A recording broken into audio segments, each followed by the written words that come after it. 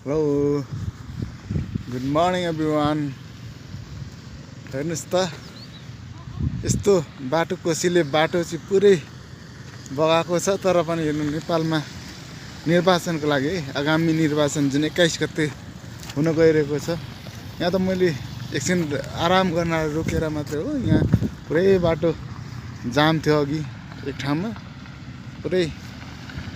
हेर्नु है, निर्वाचनको लागि आगामी निर्वाचनको लागि मान्छे हिँडेको घर 3 दिन अगाडि आज 18 गते हो, 21 गते एक्जाम के अरे ऊ छ के अरे निर्वाचन। त्यसको लागि मान्छे हिँडेको काठमाडौँबाट घर, काठमाडौँबाट पूर्व, यो पूर्व हिँड्ने बाटो मात्रै हो पूर्वतिर। यस्ता त कति मान्छे पश्चिम गए।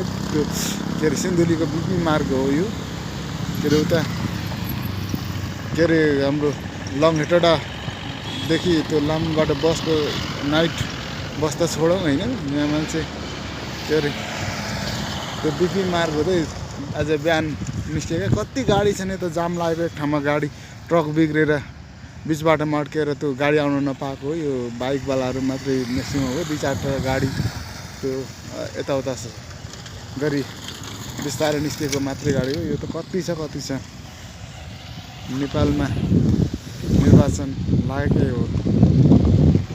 हेर्नुहोस् पुरै बाटो जाम छ, जाने मात्रै, फर्किने त छैन, जाने मात्रै गाडी। हस् फेरि देखाउँला है, म पनि घर गइरहेको। निर्वाचन लगायत अरू कामहरू पनि छ।